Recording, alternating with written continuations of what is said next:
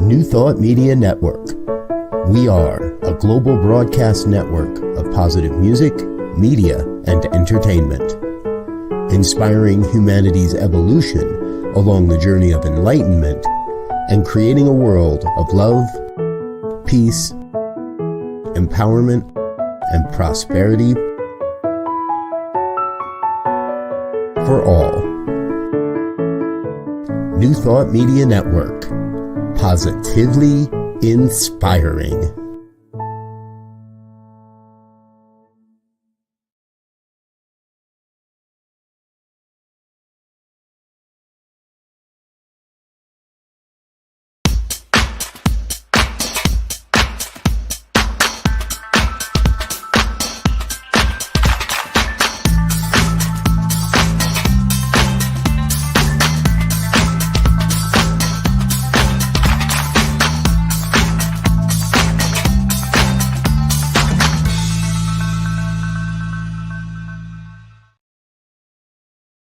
Why, hello there. It's me, yes, me, Bonnie Gonzalez, your doula for grief. Welcome, welcome, welcome. Thank you for joining me whenever you're joining me, morning, noon, or night. Just want to welcome you and thank you. And if this is your first time joining me, thank you so much. And I want to assure you that you have come to the right place to start your journey of healing from grief. Know that this is a safe place to be.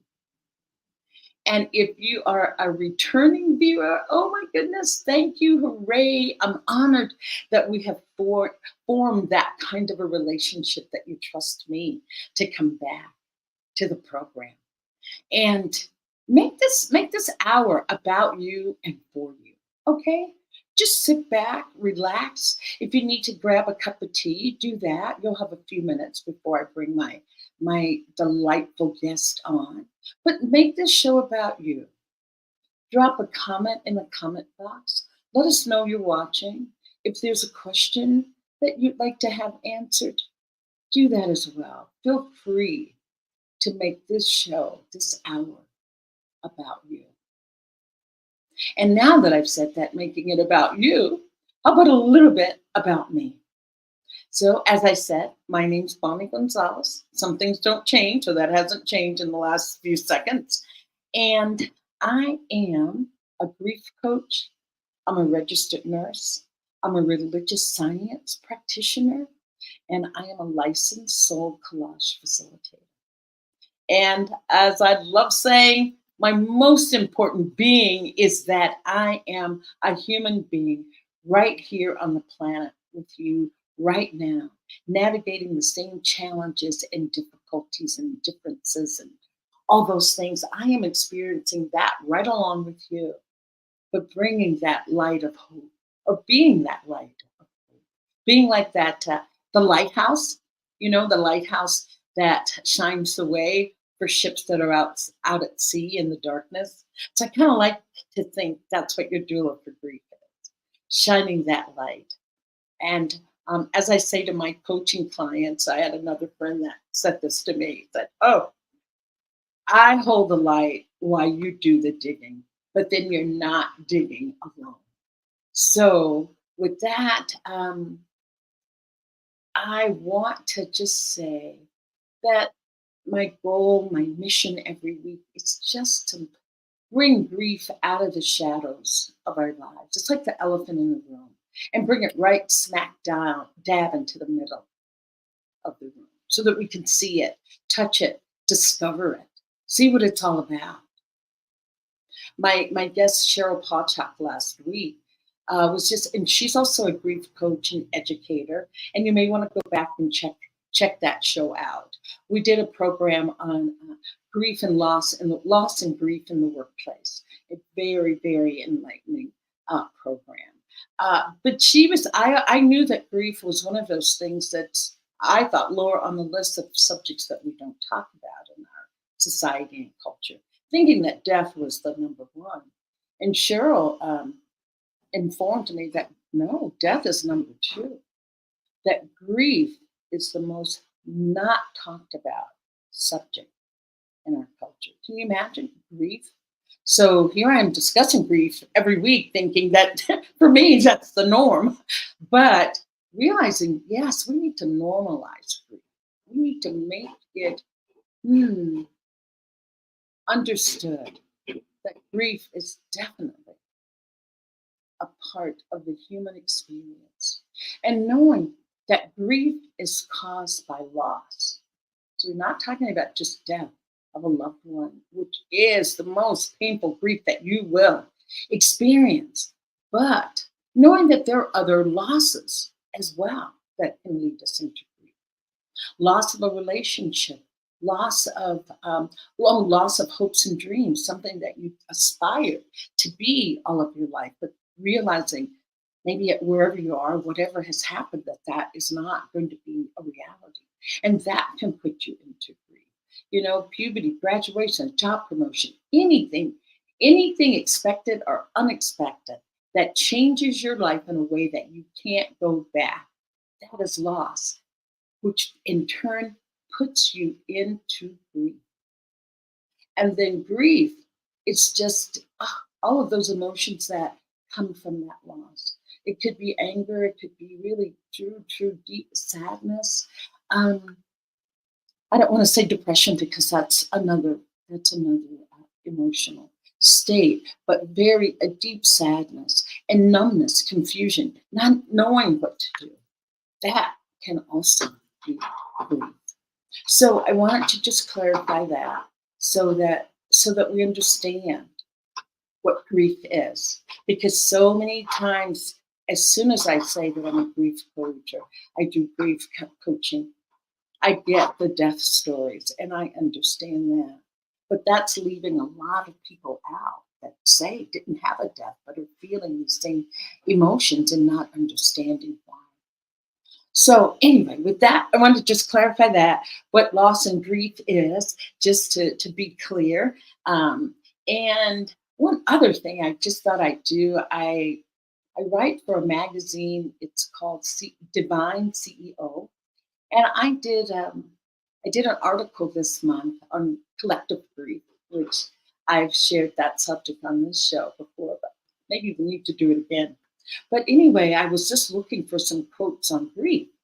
And I found a couple quotes, and I thought I'd just read them to you today. Okay?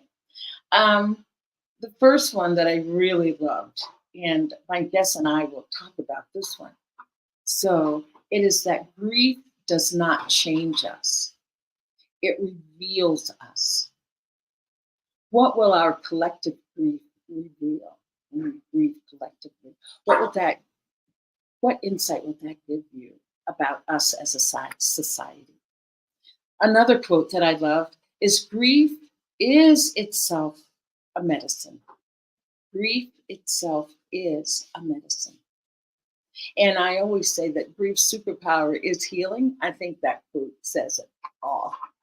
And that's by William Cowper. The other one is, no one ever told me that grief felt so much like fear. And that's by C.S. Lewis. And that one had me to stop and pause for a minute about grief feeling like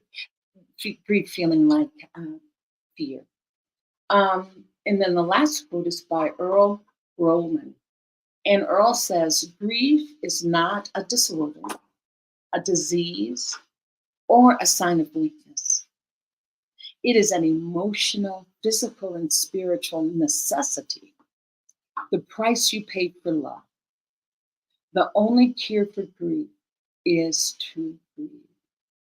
So that does validate grief, doesn't it? If you needed a validation. And my 3 pillars of talking about grief and healing from grief were the 3 areas. I always say that grief needs to be heard, it needs to be shared, and it needs to be validated.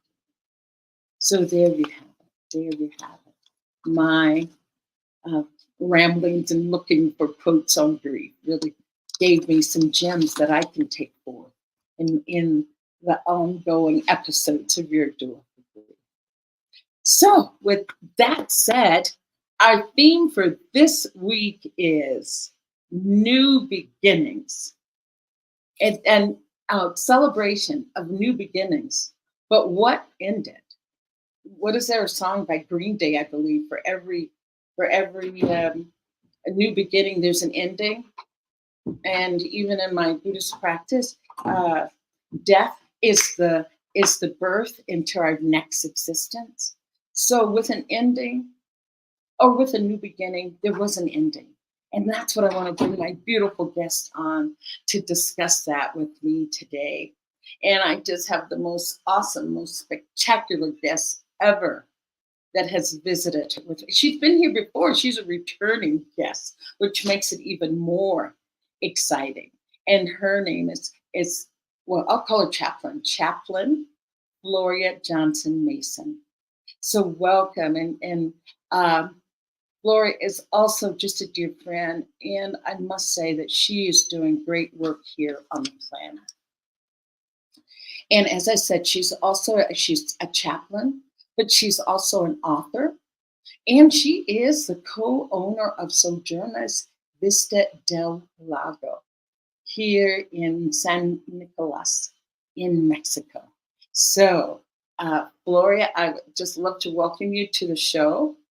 I hope she's still there. She is. It's so, yes, great. I'm so glad. I'm like, oh, I've got 50 minutes to fill on my own if she's not. But welcome, Floria. And I just want to say, first of all, thank you for your yes.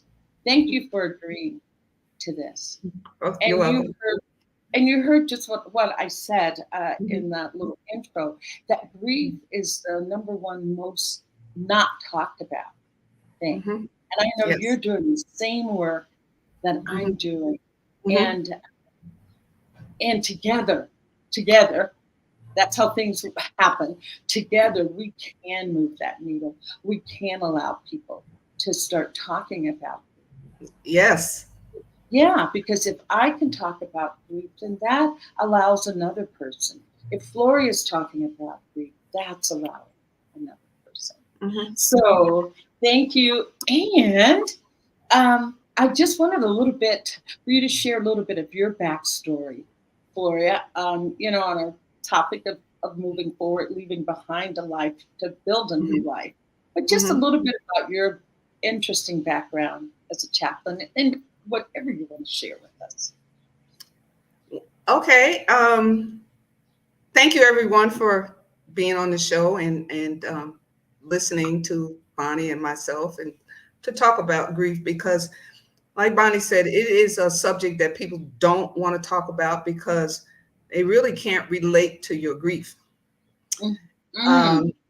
And nobody wants to talk about it because they can't relate. And people want to get away from you when you're going through grief and loss before that very reason. Right.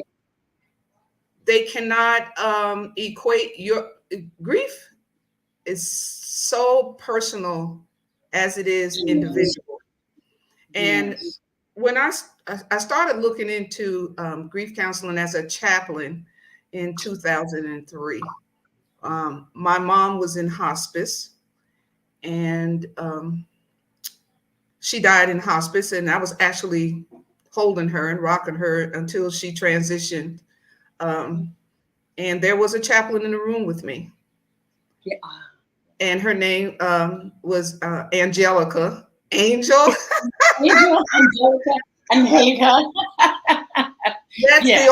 That's the only real name I'm going to use. Okay. And no last name, but she was in the room, and I remember she came in, she introduced herself, and she, I was so involved with what was going on in my mom. I remember her coming in the room, she introduced herself, and she went and sat in the corner. And I got lost in what I was attending to at the moment, and my mother died, and this lady stayed with me until I asked her. She started asking me questions. She said, is there anybody I can call for you? No. Do you want me to stay with you until, they pick your mom up and take her to the funeral home? I said no. And she said, "Can I pray for you?" And that's what I accepted the prayer. And it brought some comfort to me just by her being there and present. Yes. And, yeah, and because she stayed with me again until I asked her, she could leave. And that's when, about a couple of days later, I heard the call. And God and I are having this conversation. Yes.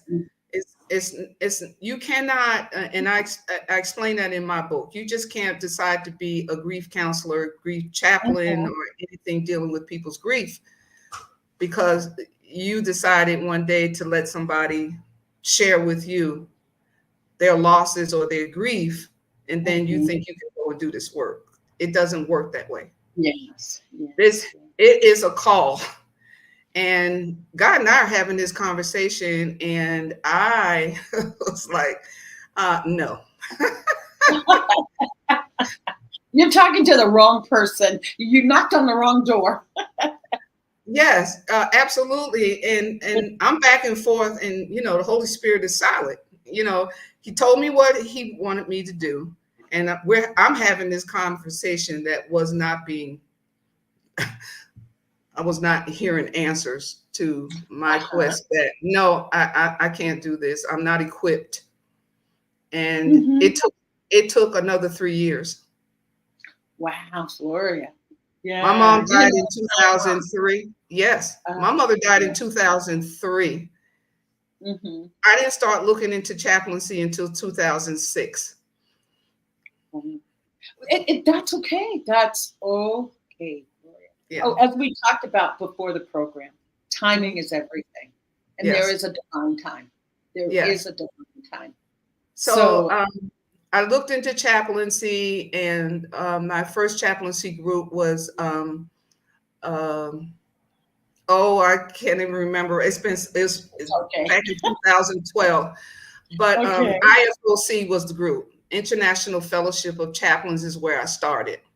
Okay. And then I started, looking into divinity school because I thought I was going to have to do that. And I was turned down by 5 schools because I did not have the degree that they wanted me to have to even go to divinity school. So my last effort was University of New Mexico because I was living in Mexico. Last stop.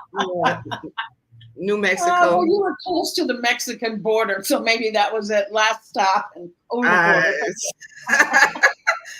And the director at that time, he called me in for an interview. And make a long story short, I didn't hear from him for another year. And the day he called me, I was on my way. I had a pod in the driveway and packed my stuff up, and I'm going back to Virginia. That's what I thought. And he called me and he said, he's told me who he was. And I said, "Yes, sir, I do remember you." And he said, "Would you be willing? I'm going to do one more chaplaincy internship.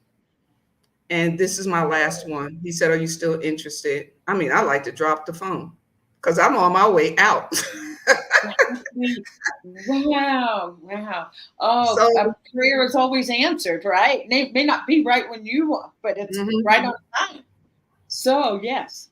And so when I went in for the interview and he accepted me into the program, and I saw he had written across my application diagonally, "Great candidate."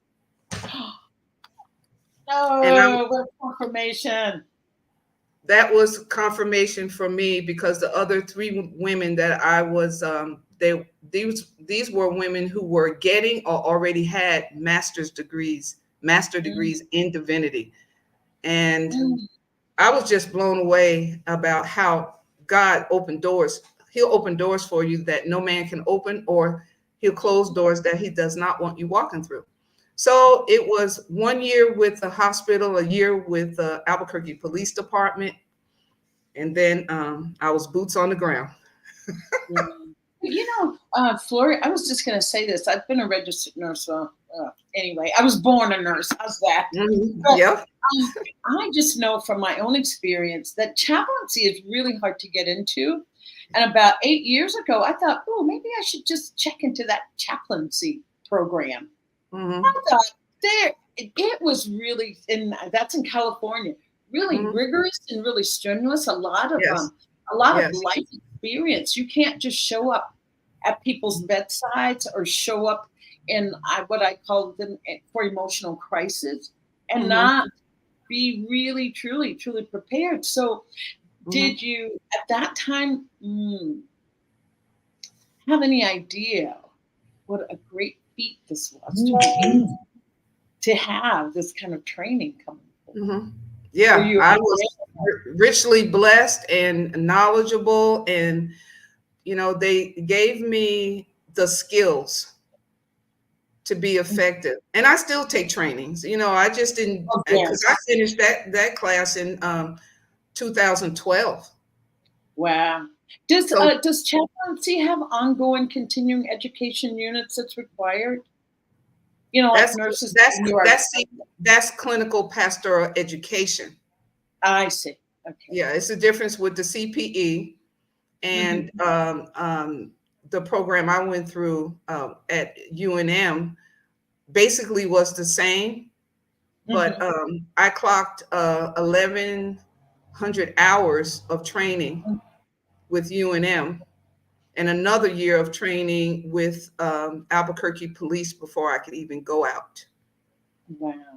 Yeah. So a lot of clinical hours, and then where your training comes in is the boots on the ground.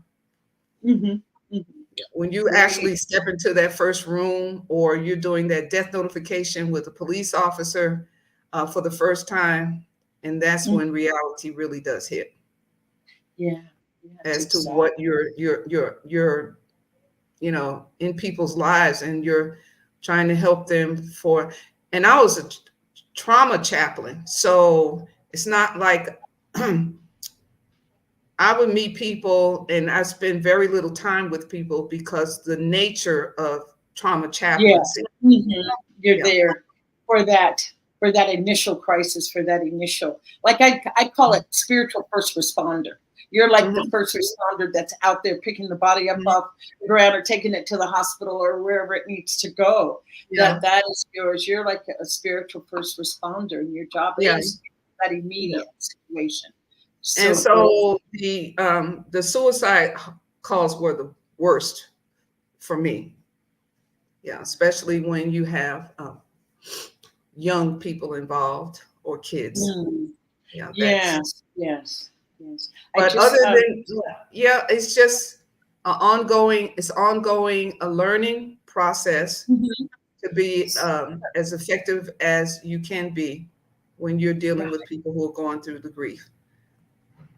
Yeah, so you definitely, what is that, grief chaplaincy, if that's a word, can definitely be added to a title, grief chaplaincy, because you really are dealing with a lot of emotions that are. Yes. I equate trauma grief to a puzzle. Now, a lot of people like puzzles, and I bought a few puzzles, and it doesn't speak. Well, my hats are off to people that can do the puzzles. Okay, I need to have my life kind of just laid out there and not big gaping holes, so as to speak. Well, missing, but maybe here's the thing. Here's the thing with that, Bonnie. When you dump those pieces out on the table, they're everywhere. Exactly. So when you're experiencing sudden grief, sudden traumas, I equate that to 1,000-piece puzzle. Because when you drop those pieces out to start putting together, it is overwhelming emotionally. It was for me.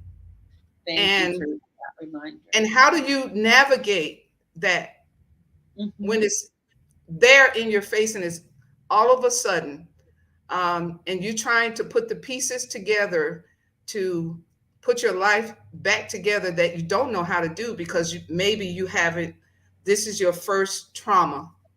Right. This is your first experience. This is your first loss. Yes, yes. And loss is, and you explained it earlier, grief and loss Mhm. is not always a death. Yes. Lose your mobility, Oh my lose goodness. your yes, and you can't get around. I think about that while I'm here. If I Oh lose my my goodness. mobility to get around,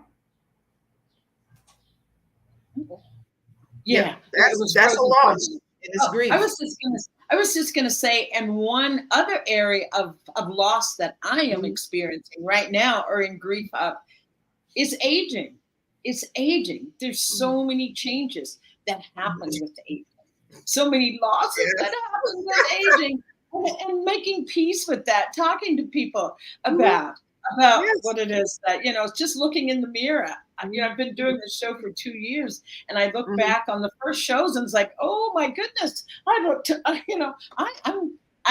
here's how I'm going to state it. Oh my goodness, I am aging so gracefully. Versus, And oh my God, look at that face. What happened? So yeah, so we all have losses. We all have losses in different yes, ways. And as you yes. say, death and things like that are Mhm. it is the biggest. I call it the mother of all griefs, but we do have other griefs. Yeah. And just talking about one door closing and another opening. Mhm. So it sounds like your chaplaincy was going wonderfully well back in New Mexico. So how did you get from New Mexico to Mexico? And what was that shift and change like? Leaving your beautiful life behind. So a little bit of a story, yeah, on how that happened.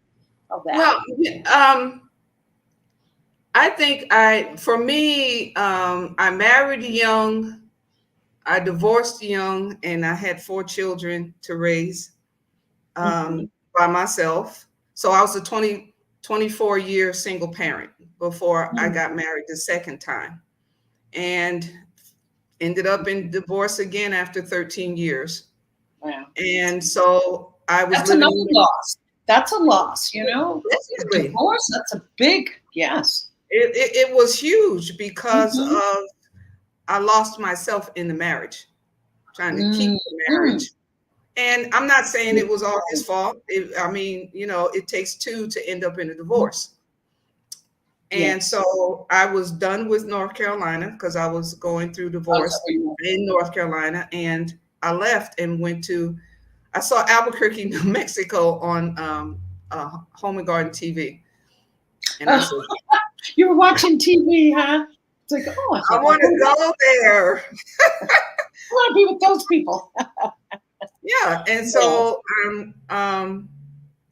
I went to Albuquerque. I lived there 14 years. And within that Mm, 14 years, it was a very exciting experience for me because now, even though I was going through the divorce, which, but I wasn't afraid. beautiful. And I think that came from, when my kids were younger. My oldest son was 14, my youngest was 3 months old. And I packed my kids up, drove a U-Haul truck, and went to North Carolina. Mm, I wasn't afraid then either, but I mhm. needed to change where and how I was living in Newark because the gangs were trying to recruit my kids. And I was like, no, Okay. we ain't doing this. My life in Newark was good until I remember 8, 9 years old. Mhm. And after that, my parents weren't living together like husband and wife. And my sister and I just went through a lot. Mm, Anyway, so I went to North Carolina, raised my children there. It was a good life. And, I got married in North Carolina. And again, that didn't work. So I decided to leave and I took off. right, right. Uh-huh.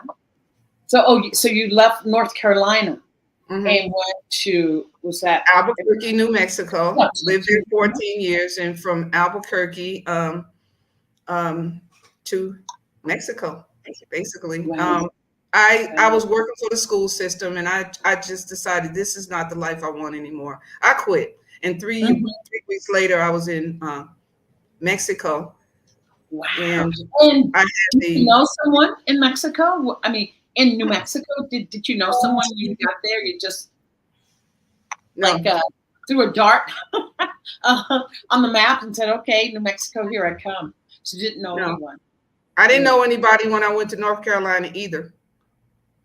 But you know, I'm adventurous, and I have my children with me. That's all I needed. Yeah, you know. And so I didn't know anybody when I went to Albuquerque. I didn't know anybody. And then here, I didn't know anybody. Right. So I was going to ask you the question, but I was going to ask you the question about leaving New Mexico for Mexico. But I was going to say I can see a correlation now with all the move. Was there any hesitancy about moving? Was there any that, oh, I don't want to go. I'm really going to miss whatever. We refer to it as anticipatory grief, anticipating that your life will change and not be the same as it was before. Did you experience any of that, Floria? These are two things that kept me motivated. God, my relationship with God, and my children. They were my biggest supporters. I mean, and they still support me prayerfully, financially, that I'm living the best life I can live being here. And they're my biggest supporters. And then all the people I've met since I've been here. Right. Yeah. But like I said, my kids and my family and they still are my biggest supporters. If I need anything, all I do is make the phone call, which, you know. Right. They're always there, huh? Yeah. When I was just going to say, so what were maybe just give us the story on what inspired you to leave New Mexico? Were you still working as a chaplain, or had you decided, oh, I'm going to put that on the back burner for now? What was going on? Yeah, I got here. I was saying here. Yeah, you're in your third year here in Mexico. No, I was going to say, I was going to ask you to paint the picture of what was going on in your life when you decided to come to Mexico. I was sick of living in the U.S. and not being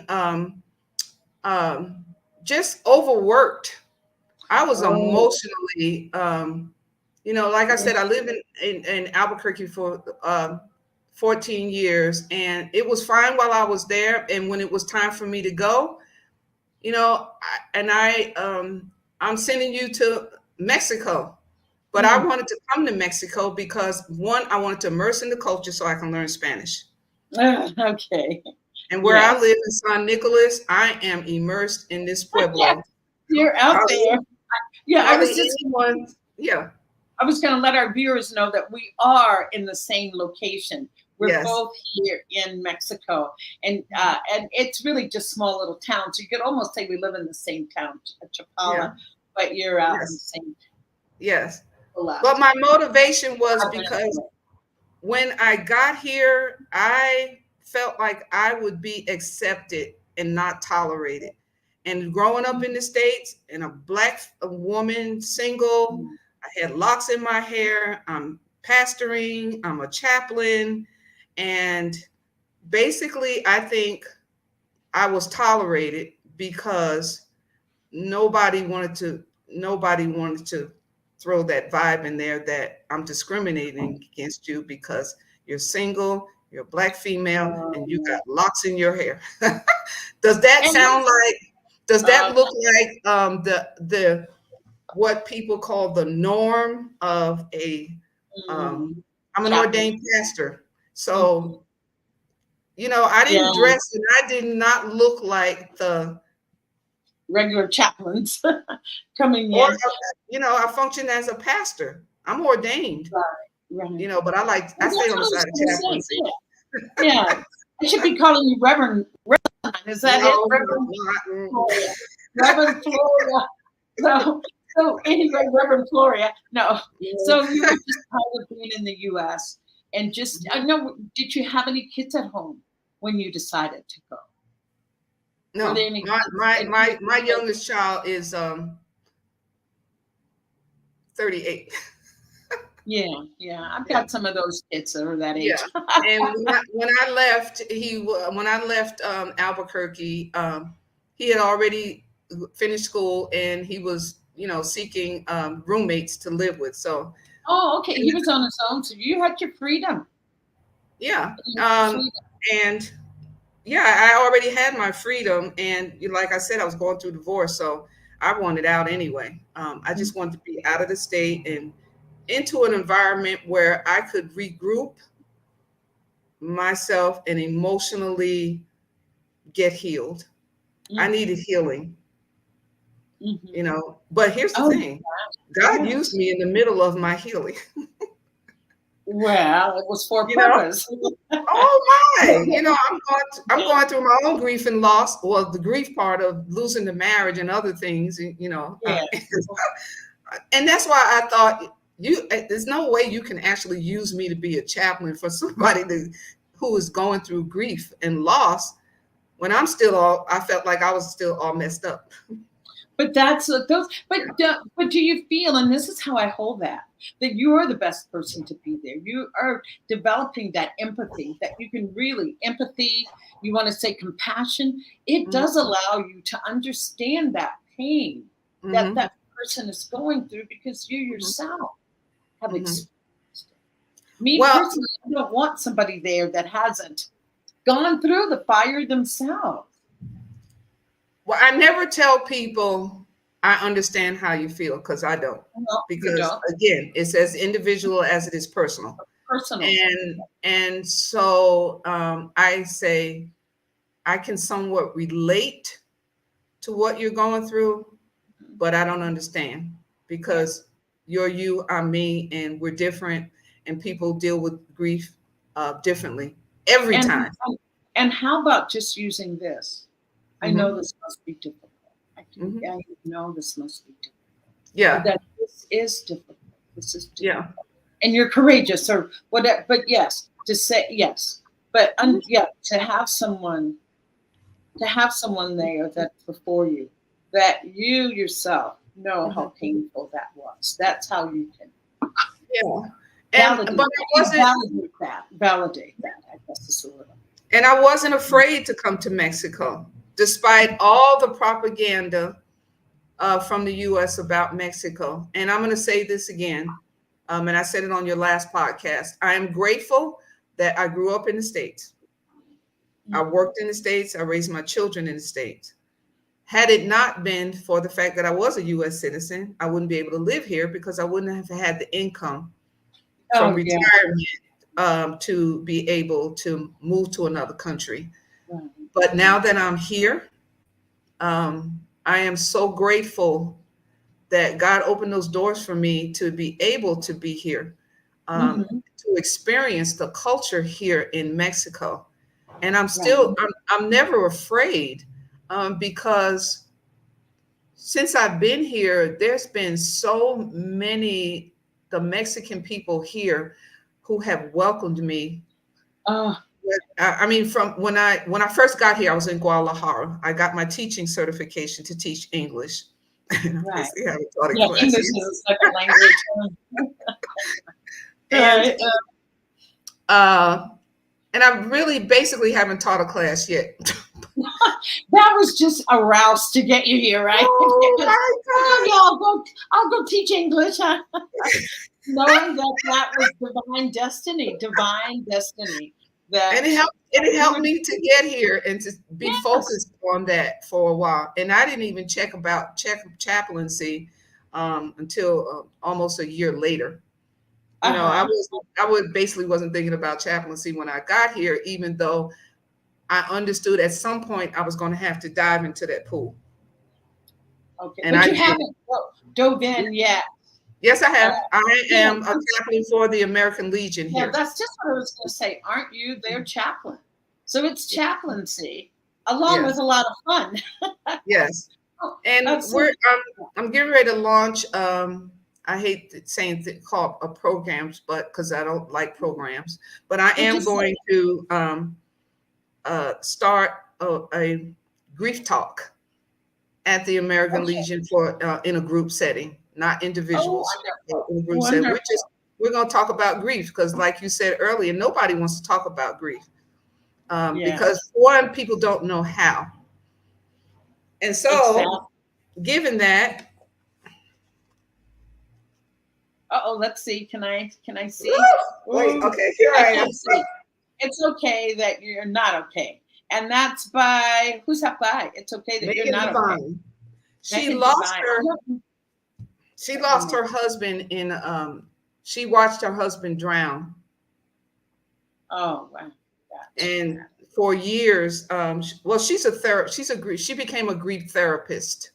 So the trauma she experienced of watching her husband drown and she couldn't help him. And she talks about the title of the book is It's Okay That You're Not Okay, and it has a workbook. And I'm going to suggest this part of the tools. What I do is give people tools to help them become emotionally healthy, like you do. You give people the tools, and you hope that they're going to use the tools that you give them to have a happier, healthier, emotional, physical life. And there's another part of that, Floria. When you talk about giving people the tools, that is a part of, for me, part of my coaching practice. If they follow the tools, that's great. But you know what? There's more insight in there when I'm coaching when they don't follow the tools. It's like exactly what's going on, that you're not taking this life raft what is it? Life raft, the boat, the airplane. Lifesaver. It's that round thing. What's that round thing called? Oh my gosh, I'm losing nouns. Anyway, that can give you so much insight into your grief. Because I hate to say this, that some people feel that if they're not grief, that they can't move on and be really truly happy, because the grief shows how really sad they are. And oh my gosh, then I'll look bad. It'll look like I didn't take whatever situation seriously. That person didn't mean a lot. So I love giving tools, and I love it when they don't follow the tools, because that is another way of looking into what is really going on. Well, it kind of bothers me. Oh, and I'm actually working through that, Bonnie, because I'm working through that for me. Yeah. Because when you decide you're going to delve into somebody's grief and their loss, you better have the patience. That's why I said I'm holding the light while you do the digging. So yes. But I want to say, and because we'll soon be at time, but I was going to say it sounds like the transition from the U.S. to Mexico was just really just what you needed. Would you say at that time that there wasn't a lot of hesitancy, or not hesitancy? I'll just call it some regret. Like when I left California, when I left the U.S., I went to Europe, so I was happy to be going. But I did not realize, Floria, at the time when I was announcing to my friends that there may be. I had one friend, when I told her, just immediately burst into tears. And it's like, and that's when I realized, oh my goodness, I was so looking forward to what I thought everyone would hold as a grand adventure for me. That, oh yes, I didn't realize that some people would see it as a loss of a friendship. And, loss of that connection. Even though friendships can continue, but a connection to say, hey, Floria, meet me in 5 minutes at the cafe for, a cup of coffee, or let's go out on Friday. Those things do come to scrutiny. So was there any of that for you? Any sense of that kind of loss for you with the Albuquerque people? No, because when I left, it was my choice to leave. And I left because I wanted to, and I wanted to experience another country. And I really felt like I would be accepted here in Mexico. And that happened.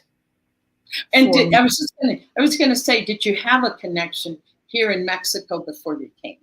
No, I didn't know anybody here. I met Queen online, Yeah. and I Yeah, started well, talking with her.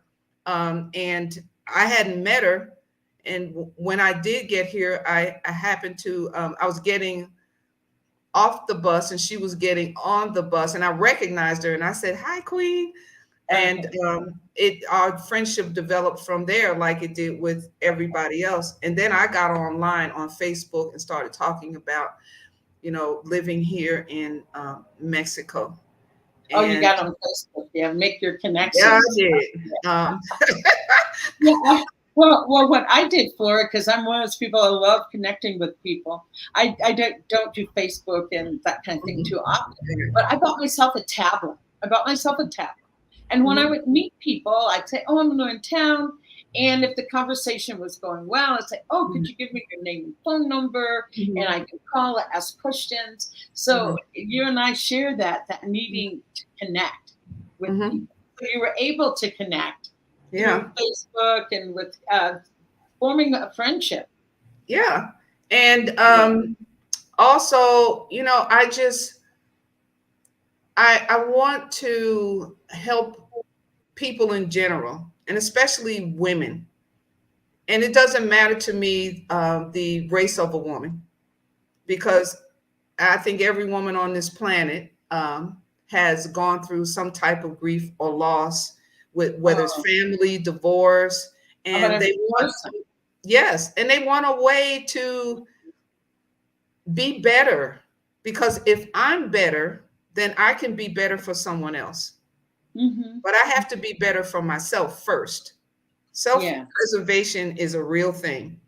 Yeah. What is that? It's best to give from your excess versus trying to give from your deficit when you don't have it. Yeah, and when I left Albuquerque to come, my first day here, when I got up that morning, because I got in like 1:30 in the morning in Guadalajara, and when I got up that morning and walked outside, I mean, something just came over me, and I said, "I am home," Oh, beautiful, beautiful, you Floria. know, and so I stayed in Guadalajara long enough just to go to school, and then I started going to different. I've lived in 6 different places since I've been here.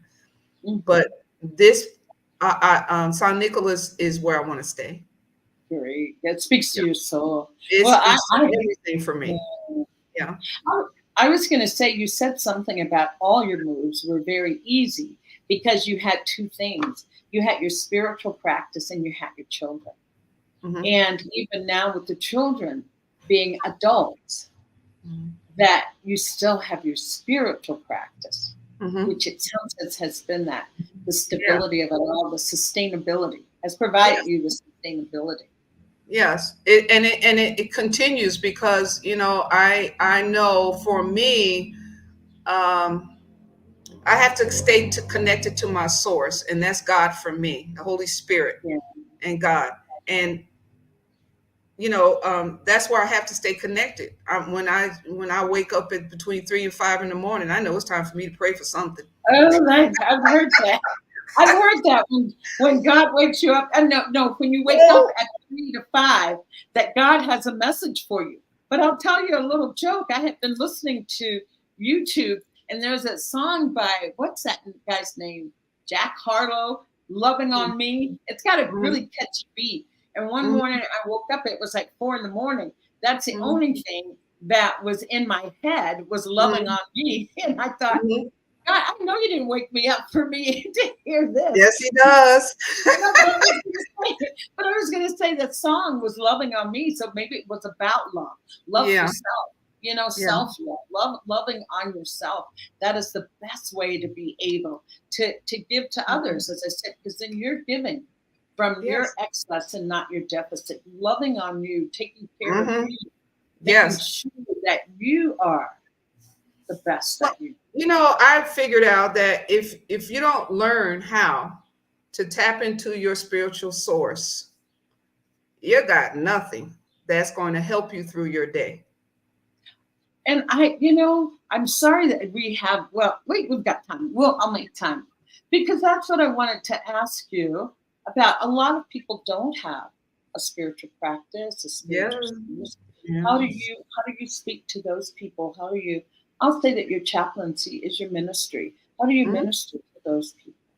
And what would you say? Without preaching, I Well, I'm can. just saying, what would you say? I'm not judging or late. Just what would you um, say to those well, people? I ask people, if they're coming and talking to me about grief or anything for that matter, my first question to them is, so what do you want to do about it? How do you want to navigate your life at this point so you can be healthy again, emotionally healthy, or whatever else is going on in your life that's a deficit in your life? How do you want to navigate this? Because with me, because I'm with, just like with when I'm starting the grief talk at the Legion, I'm not a licensed therapist like people go to school and get a 5-year degree, which is fine. But that didn't happen for me. My training was divinely connected, and I heard that voice when I was seeking God to ask Him, "What am I going to do? Nobody will let me into school." He said, "I will teach you everything you need to know if you submit yourself to me." Submit yourself to me. And then that's when doors started opening. So I don't have another explanation to explain to anybody except that it was a divine call. God opened doors. So what else can I explain to anybody? Yeah. And this was the reason why He didn't allow me into school. I will teach you what you need to know, so you don't get confused. Yeah. So About yeah, right. that is sustaining you, and that is moving you through life, and that is, I It think that's keeps beautiful, Gloria, just beautiful. it And keeps yeah, and we are getting to be at time. Can you believe it? we're getting we're getting close to having to sign out, and I just wanted to bring up something that Chaplain Floria is here in San Son Nicholas. and starting a new business. And you're looking at a Ooh. concierge for sojourners, Vista del Lago. And Yes. just speak to us a few minutes about that journey and where we can find more information. Joe, I Yes. think I sent another link. Another link. Joe, I think I sent you another website. It was www.sojournersvistadelago. Yes. Yes. .com. Yeah, I thought I had sent it to Joe, but maybe I so apologize. So it's Sojourner's Vista del Lago, Mm-hmm. and that it's .com. So I know it's a mouthful. I'm, And if I could, let me see. But yes, so speak to that. I'm going to see what I can do here. I'm Rectify. typing the website to you as we're talking, but Oh, good. Yeah, if you put it in the private chat, we'll be able to show it. yes, So, I yeah, if you put it in the private chat, and you're having an open house on mhm, March 8th, which is this 11 to 2 Friday. p.m., Yeah, which is 11 this to Friday. 2. All of Yeah. those that are listening that are here in the Lake Chapala area, I ask you to get yourself out there to see this beautiful bed and breakfast that is opening there. Great place to have retreats, spiritual retreats. Great space to Mm-hmm. have workshops, Mm-hmm. and so Floria is doing her work continuously. Well, I have two business partners. That's Sonia Yes. Foylan and Savi Jones. They are our business partners for the B&B. And they have other businesses too. The Sojourners Exodus. But I'll let them give you their website. If you come out and meet with us, we'll give you all the information you want about their other businesses as well. These are fabulous women that I met. I met Sonia on the bus. I was on my way Okay. to Ahihi when I met her and her daughter, and then Savvy. I Oh, just she has a daughter. I didn't Yeah, know that. she has two daughters. Um, and Okay. and Savvy, I met her about November last year when I was in Virginia. So I was living in a building next to the bed and breakfast when and Sonia and I had looked at the house and we started thinking, what could we do with this? And so that's where Uh-huh. the bed and breakfast was born. And Okay. wonderful landlord here, and he is excited as we are to be a part of the growth here in San Nicolas. This is a hidden gem, and this Mm-hmm. place is absolutely beautiful. I'm sitting in my office right now, and the lake is in front of me. So every time Oh, you yeah, see me looking up, beautiful. I'm looking at that water, and it's a beautiful breeze. I Oh, have a palm tree beautiful. right here, and the mountains are behind me. So this is Okay. how we got started Oh, with the beautiful. bed and breakfast. Yes, Wow. Well, maybe I'll have the three of you back on as guests and talk about your vision that there would be and, the awesome. Yes. healing work that you're doing out Hmm. there. Because Yes. there, for all that is going on in the world, Hmm. that there are people Hmm. that are helping. There are people Yes. that are helping. What Yes. is it? There was some statement about never look at the atrocities that are going on. Look at the people that are helping to heal those Yes. atrocities. And I And think this. that that's what you and Mhm. Sonia and Savvy are doing out there. Yes, and we walk through Helping. the neighborhoods, and we meet, and we do meet and greets. We'll just walk through the different streets, and the village here is about 6,000 Mexican residents. This is a farming area, how cows and horses, and I have videos Yeah, where I could see. I mean, it's just it's a a beautiful place to it's a live. place to really come and disconnect. It's a Yes, beautiful place to come and yes, disconnect. And the yes, people are so loving and friendly that, yes. family, communities, and the culture is definitely geared Hmm. for families. So I Yes. just want to thank you, Floria. Thank you. Thank you. And I did put in the chat. Joe Mhm. did do a banner, and I believe that was correct. I gave Yes, I that saw it. information. And Yes. then, yeah, and if you could put up just Floria's contact information again, chaplain.floria@gmail.com. Hmm. And yes, and I wanted to just speak for a minute about a workshop that I'm going to be doing to Yes, continue I'll to be help. there. Yes, so Joe, if you could put up that flyer, poor Joe, we're working him today. If you could put up that flyer, it's yeah, there you go. Find Floria at Chaplain. Yes, yes, yes. And then I have a workshop that's coming up on April 12th, and we're Hmm. gonna be. It's the Wisdom of Soul collage to begin our healing from grief. And Hmm. it's just soul collage is an intuitive and creative process that really combines the element of art, psychology, and spirituality for Hmm. self-expression through art. And it's a great way to come.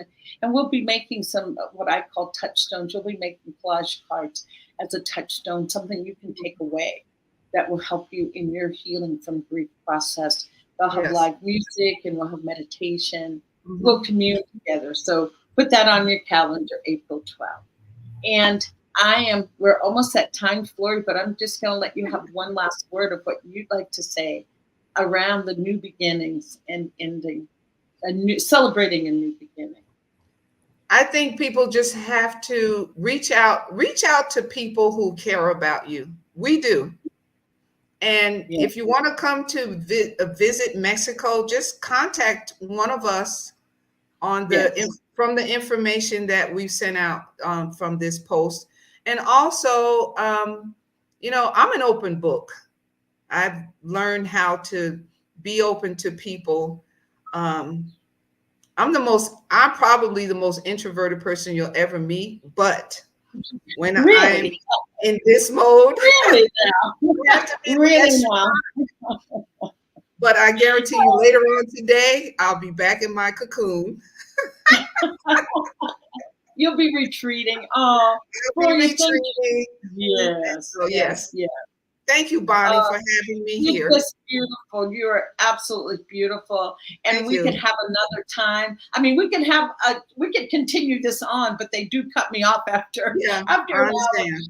So, and I'll have you back. I just love your energy. I love your spirit. And I just want to commend you on the great work that you're doing in the world Thank for it. you. And Thank then you. not only that, a true testament of the great work that you're doing is the Yes. people that you attract. And I Yes. know that Sonia and Savvy, it's just a beautiful, beautiful combination. Yes. And you can tell when you're doing great work by the great people that you attract. And Thank you. And I thank you, thank you, thank you. And as I said, I thank you for your yes. You're And welcome. for my yes, I say thank you for your yes of joining Yes. us today or You're whenever. welcome.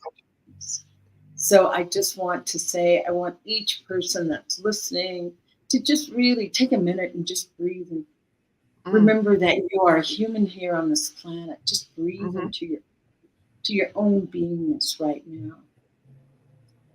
And as you breathe into that beingness, I want you to just go to the mirror and I want you to look at the mirror. I want you to look into your own eyes and say, what do I need to do? What do I need? Because whatever is going on starts within you to start your own healing journey of reaching out.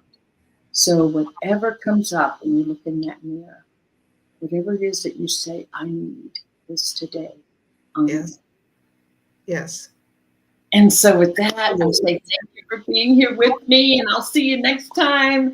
Okay, Bonnie. Ciao. Ciao, Okay. ciao. Bye-bye. Thanks for joining me. Stay backstage. Okay, I will. Thank you, Joe.